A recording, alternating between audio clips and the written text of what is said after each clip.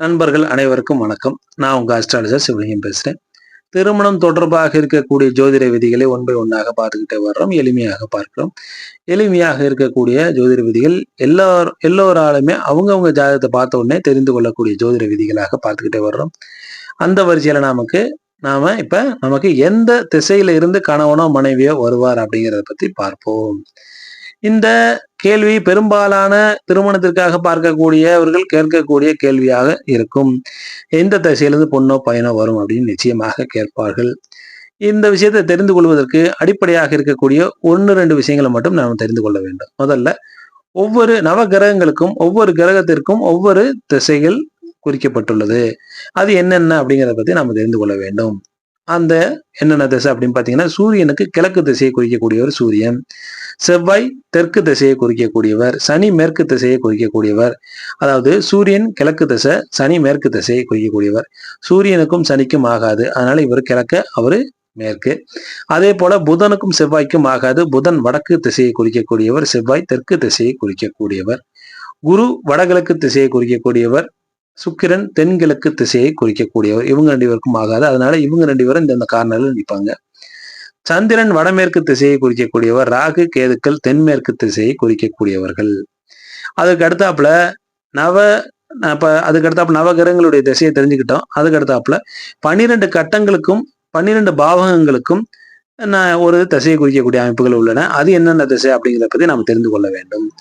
ஆக ஜாதக கட்டத்தின் அடிப்படையில என்னென்ன திசை அப்படின்னு பாத்தீங்கன்னா, நமக்கு கிழக்குல இருந்து தான் எப்பொழுதுமே தொடங்கும். ஆக கிழக்குல இருந்து காலபுருஷ தத்துவத்தின் லக்னம் இது மேஷ லக்னமாகும். ஆக மேஷத்திலிருந்து கிழக்கு, தெற்கு, மேற்கு, வடக்கு, மறுபடி நெருப்பு ராசிகள் அனைத்துமே கிழக்கு திசையை குறிக்கக்கூடியது. ஆக சிம்ம வீடு கிழக்குல ஆரம்பிக்கும். கிழக்கு, தெற்கு, மேற்கு, வடக்கு. அதற்கு அடுத்தாப்புல உங்களுக்கு நெருப்பு ராசி, அடுத்த நெருப்பு ராசி தனுசு ராசி ஆகும். தனுசு கிழக்கு, தெற்கு, மேற்கு, வடக்கு. சனி பலம் பெறக்கூடிய ராசிகள் அனைத்துமே மேற்கு திசையை குறிக்கக்கூடியது, காற்றை குறிக்கக்கூடிய ராசிகளாக இருக்கும். கும்பத்துல மூல திரிகோண வலுவுல நிற்பார். அங்க மேசத்துல மிதுன வீட்டுல நட்பு நிலையில இருப்பார். துலாத்துல உச்ச வீட்டுல இருப்பார். இது எல்லாமே மேற்கு திசையை குறிக்கக்கூடிய வீடுகளாக இருக்கும். 7ஆம் அதிபதி, இப்ப இந்த 2 விஷயத்த எடுத்து பார்த்துக்கிட்டாச்சு, அது தனியா வச்சுக்கணும். இப்ப நம்முடைய ஜாதகத்தை எடுத்து வச்சுக்கிட்டு 7ஆம் அதிபதி எந்த வீட்டுல இருக்கின்றாரோ அந்த பாவகத்தின் திசை எதுவோ அந்த திசையிலிருந்தே நமக்கு வாழ்க்கை துணை நமக்கு தேடி வரும். இப்ப அதை உதாரண ஜாதகத்தை வச்சு இந்த விதியை அப்ளை பண்ணி பார்ப்போம். இப்ப உதாரண ஜாதகத்தை நமக்கு லக்னமாக கடக லக்னத்தை வச்சுக்குவோம். கடக லக்னத்திற்கு 7ஆம் அதிபதி யாரு? சனி. அவரு இப்ப ரிஷபத்துல இருக்காருன்னு வைங்க. அப்ப ரிஷபத்துல இருக்கும் பொழுது ரிஷப வீடு நமக்கு தெற்கு திசையை குறிக்கக்கூடிய வீடாகும். ஆக தெற்கிலிருந்து வாழ்க்கை துணை வருவார் அப்படிங்கிறது இந்த விதியின் அடிப்படையில கிடைக்கக்கூடியதாகும்.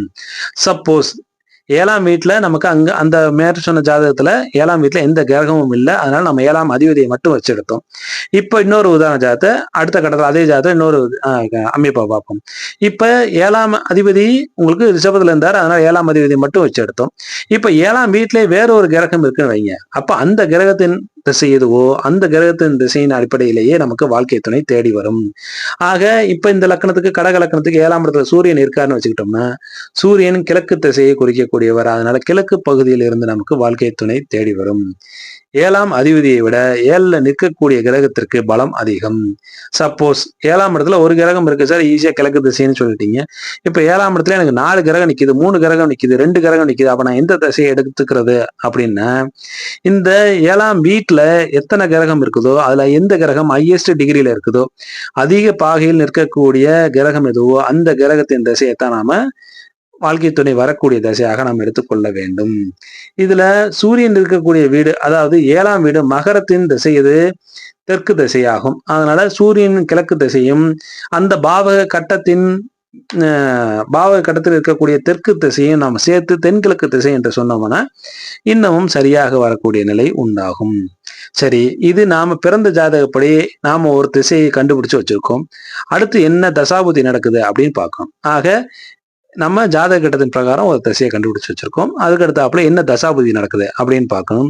ஆக எந்த தசாபுதி நடக்குதோ அந்த கிரகத்தின் திசையையும் சேர்த்து நாம எடுக்கும் பொழுது இன்னும் ப்ரிசைஸாக திசையை கண்டுபிடித்து விடலாம்.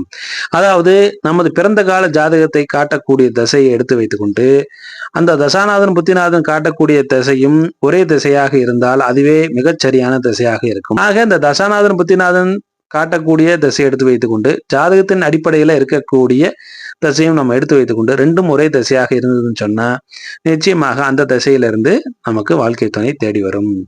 அடுத்த கேள்வி என்ன வரும்னா, எந்த ஊரை அடிப்படையாக நாம வைத்துக் கொள்ள வேண்டும்? பிறந்த ஊரையா அல்லது பிழைக்க போன ஊரையா குடியிருக்கிற ஊரையா அப்படிங்கிறத பத்தி நாம சந்தேகம் வந்துடும். ஏன்னா ஒரு சில பேர் பார்த்தீங்கன்னா சொந்த ஊர் தூத்துக்குடியாக இருக்கும், அவங்க பிழைக்க போன ஊர் மதுரையாக இருக்கும், தற்போது குடியிருக்கிற ஊர் சென்னையாக இருக்கும். அவங்க எந்த ஊரை தான் சார் எடுத்துக்கிறது அப்படின்னு கேள்வி கேட்பாங்க. நமது பூர்வீக ஊர் எதுவோ அதன் அடிப்படையிலே எடுத்தாலே சரியாக வரும். இது ஆல்மோஸ்ட் 75% சரியாக வரக்கூடிய ஜோதிட விதியாகும். செக் பண்ணி பாருங்க, பார்த்துட்டு சொல்லுங்க. மீண்டும் நல்லதொரு பதிவில் இது ஈஸியாக உங்களுடைய ஜாதகத்தை பார்த்து வச்சு நீங்களே தெரிந்து கொள்ளலாம். மீண்டும் நல்லதொரு பதிவில் உங்களை சந்திக்கும் வரை விடைபெறுகிறேன். நிச்சயம் இது உங்களுக்கு பயனுள்ள பதிவாக இருக்கும் நம்புறேன். நன்றி, வணக்கம்.